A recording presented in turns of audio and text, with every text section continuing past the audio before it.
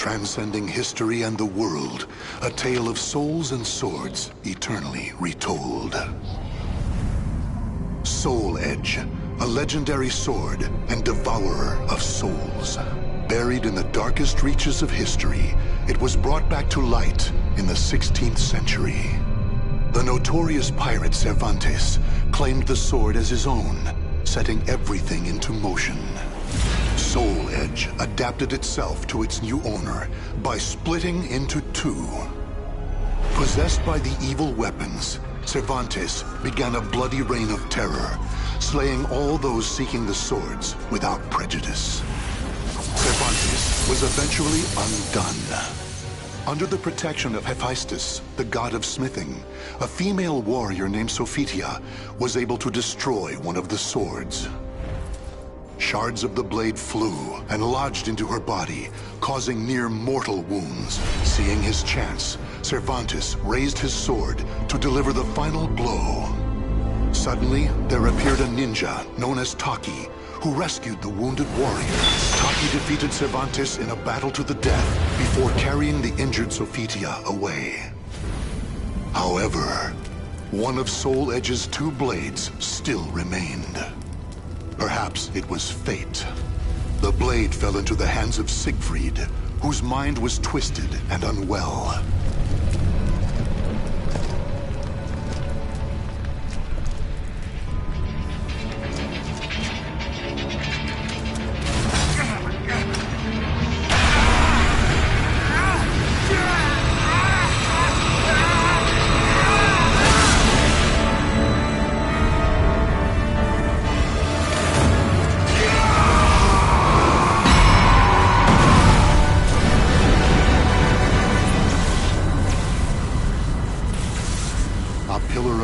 Pierced the heavens, the product of rampant evil, the evil seed. No one could have predicted it would become a catalyst for catastrophe across the world. Our story takes place in the 16th century.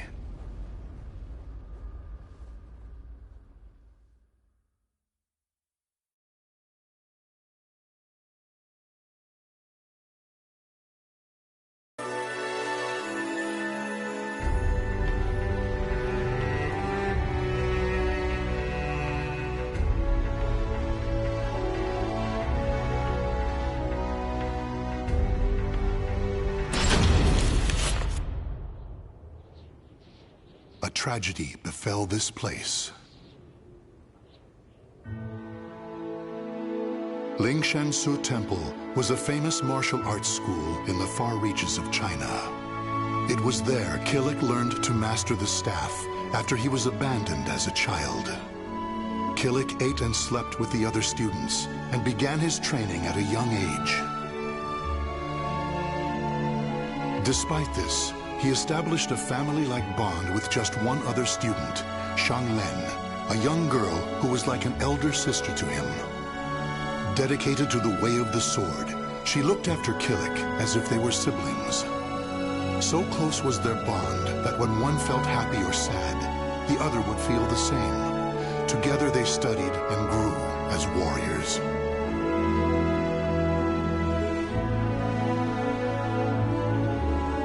The years passed by. Killick's skill earned him a place as a teacher, an honorable position for one so young. Throughout the ages, Lingshansu Temple had kept hold of the three sacred treasures, Krita Yuga, Dvapara Yuga, and Kali Yuga. Killick's years of arduous training earned him the title of rightful bearer of the staff, Kali Yuga. Likewise, Shang Len was also designated bearer of Dvapara Yuga, a sacred mirror.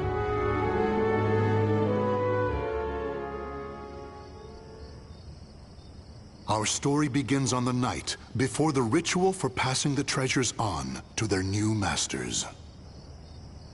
Shang Len, can I ask you something? Sure. How come you were chosen to bear Dvapara Yuga? I thought you'd get Krita Yuga. After all, you've dedicated your life to the sword. Killick, this is not easy for me to talk about, but I'm going to try. The Krita Yuga, it's no longer at Ling Shang-su. The sword has been gone for more than a decade. All that's left is the Kali Yuga and the Dvapara Yuga. Really? Surprised? Well, there's more. The one who stole the Krita Yuga was none other than my father. That's why I don't have the right to bear it. If I were to accept the sword, everyone would be up in arms. That's why, even though it was offered to me, I decided to decline. Of course, I love Ling Shang-su, and I do wish to see my studies through to their conclusion. It's just... I just don't want the sacred treasures, or my status as a sacred bearer, or anything else to hold me back. You know what the monks say. Fate is carved with your own hands. When I spoke to them about that, they decided to let me bear Dvapara Yuga instead. Now I can feel proud that I'm a sacred bearer just like you. You know something, Killick? What?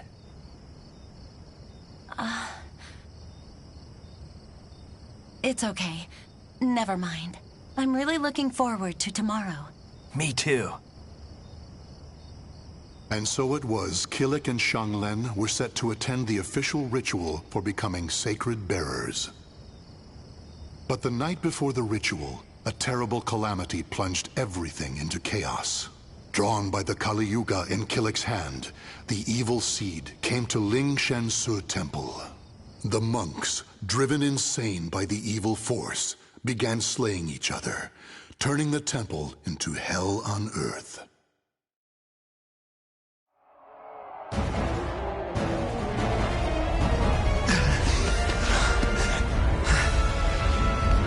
What have I done?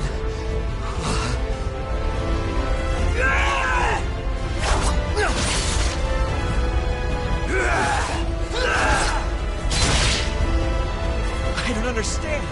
Everyone! Stop this madness!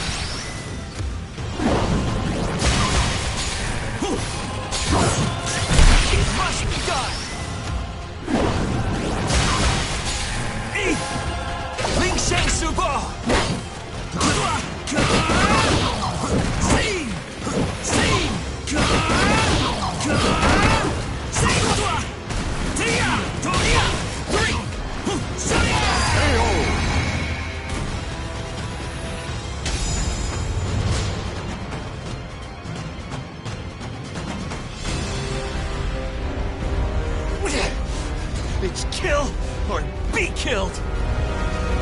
Huh?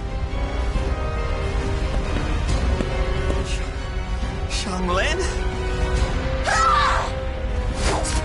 Get a hold of yourself, Xianglen!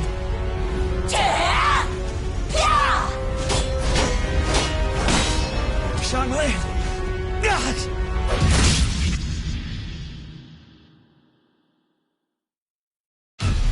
Xianglen?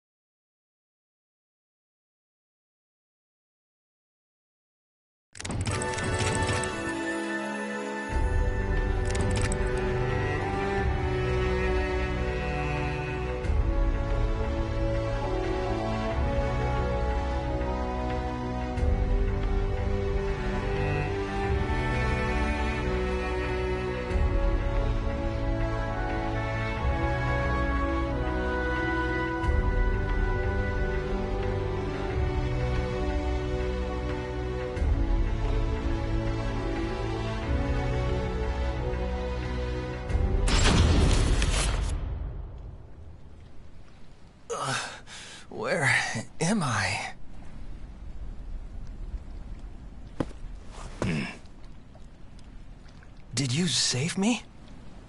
Who are you? You have yet to recover from your injuries.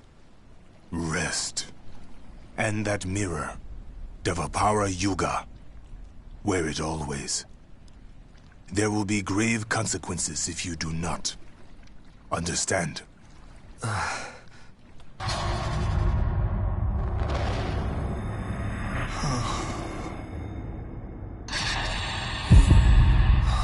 Xianglin.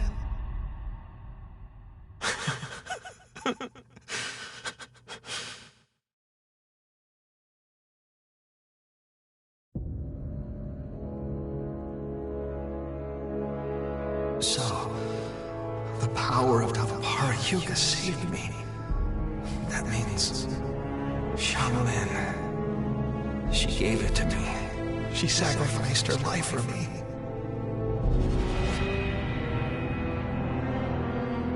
And then I, with my bare hands. Why? Tell me, Xianglin. Why am I still alive?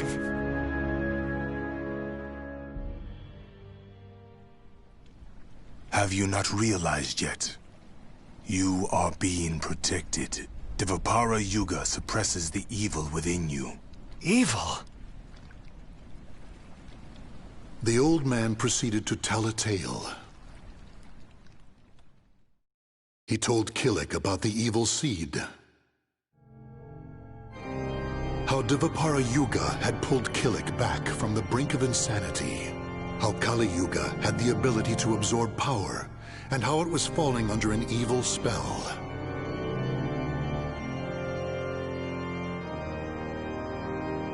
And finally, he told Killik about Soul Edge. Your fate will be set in stone the moment you lose your will to live.